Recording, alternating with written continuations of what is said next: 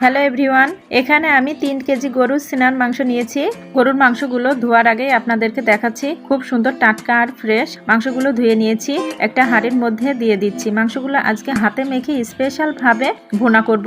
সেজন্য এখানে 3 কেজি মাংসের জন্য যে পরিমাণ মশলা লাগে আমি সেই পরিমাণ মশলা নিয়েছি। লাস্টে তেল ঢেলে দিয়ে হাতের সাহায্যে ভালোভাবে মাখিয়ে নিচ্ছি। প্রত্যেকটা মাংসের গায়ে যেন মশলাটা লাগে সেদিকে খেয়াল রাখতে হবে। মাংসগুলো হাত দিয়ে মাখিয়ে নেওয়ার পর আমি চুলায় চড়িয়ে দিয়েছি, একটা ঢাকনা দিয়ে ঢেকে দিয়েছিলাম। মাংস থেকে বেশ পরিমাণ পানি বের হয়েছে। এই পানি দিয়েই মাংসটাকে আমি কষিয়ে নিয়েছি আর কিছুটা পরিমাণ পানি দিয়েছি সিদ্ধ হওয়ার জন্য।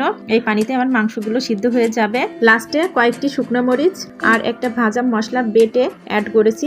এতেই মাংসের টেস্টটা বহুগুণে বেড়ে গিয়েছে। মাংসের কালারটা যে সুন্দর হয়েছিল আর খেতে মাশাআল্লাহ অনেক মজা ছিল। ফুল ভিডিওটি চাইলে দেখে নিতে পারেন, আমার চ্যানেলে দেয়া আছে। ভিডিওটি ভালো লাগলে চ্যানেলটি সাবস্ক্রাইব করুন, বেশি বেশি লাইক দিন।